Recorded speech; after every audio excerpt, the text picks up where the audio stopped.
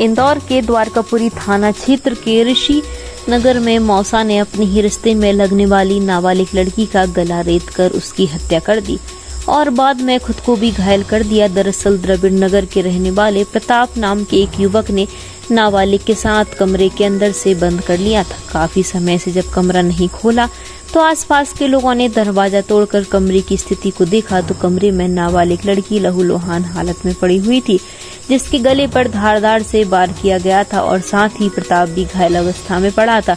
मौके पर ही नाबालिग लड़की की मौत हो चुकी थी। पुलिस को इसकी सूचना दी गई तो आरोपी प्रताप को अस्पताल पहुंचाया गया।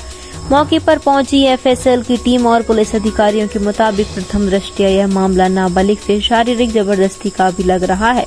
पोस्टमार्टम रिपोर्ट आने के बाद साफ हो जाएगा। पुलिस ने इस मामले में घायल युवक को हत्या का आरोपी मानकर चल रही है।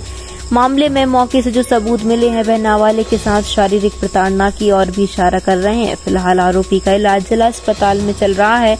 वहीं नाबालिग का शव पोस्टमार्टम के लिए भेजा गया है। परिवार के बारे में जानकारी आई है कि नाबालिग अपनी 3 बहनों के साथ रहती थी और इसका मौसा पत्नी और बच्चों के साथ आसपास में ही रहते थे। पुलिस जल्दी इस घटनाक्रम से खुलासा करने की बात कर रही है। ब्यूरो चीफ इंदौर से तबरेज खान की रिपोर्ट। ये द्वारकापुरी थाना क्षेत्र अंतर्गत ऋषि नगर कॉलोनी है। यहाँ पर एक हत्या का प्रकरण अभी आज सूचना आई थी। इसमें पुलिस ने तुरंत कार्रवाई करते हुए एफएसएल टीम, हमारे थाना प्रभारी और इवन डीसीपी सर, हमारे एसीपी साहब, सभी लोग आए थे और सभी पूरा प्राथमिक कार्रवाई घटनास्थल की है। यहाँ जो डेथ हुई है जिस बच्ची की, उसको पोस्टमार्टम के लिए बॉडी को रवाना किया गया है। अभी तक की जो प्राथमिक जांच और जो बातें, जो कथन आदि हुए हैं, इन सबसे ये लग रहा है, यहाँ तक की जो स्थिति स्पष्ट हुई है, ये है कि जो मृतिका है करीब 16.5 साल उसकी उम्र है और ये एक घर है जिसमें 2 कमरे हैं। एक पार्ट में वो रहती है, मृतिका का परिवार रहता था, जिसमें उसके पिता, उसकी माँ और 2 बहनें और एक भाई छोटा वो रहते थे। और बगल वाले में ही उसका सग्गा मौसा, जो उसकी माँ की बहन के जो पति है, जो कि अभी हमने आरोपी के रूप में इसको हमने सस्पेक्ट बना रखा है, वो प्रताप, और प्रताप उसका नाम है, प्रताप, उसकी पत्नी और उसकी बच्ची छोटी सी है, वो रहते थे।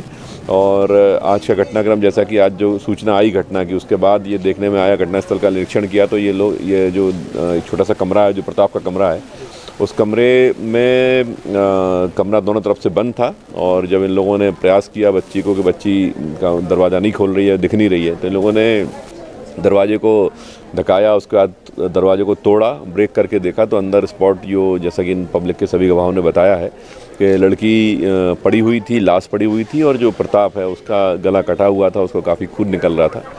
प्राथमिक जांच जब की गई तो उसमें पता चला है कुछ ऐसे सिम्टम्स पाए गए हैं बॉडी के ऊपर बच्ची की कि उसके साथ शायद सेक्सुअल असॉल्ट हुआ होगा। कंफर्मेशन पोस्टमार्टम डॉक्टर की रिपोर्ट के बाद होगा। और संभावना, चूँकि दरवाज़ा इंटैक्ट बंद था अंदर से, इसलिए पूरी संभावना ये है कि जो प्रताप है उसने कुछ सेक्सुअल असॉल्ट करने के बाद हो सकता है कि उसने अपने आप को भी इंजर्ड किया हो। जिस प्रकार की वहाँ पर रेजर मिली है और हैवीली ब्लीड हुआ है उसके गले से, तो ये स्थितियाँ अभी तक की सरकमस्टांस बनी हुई हैं और एफएसएल अधिकारी ने भी जांच करी, हम लोगों ने भी बारीकी से जांच की है।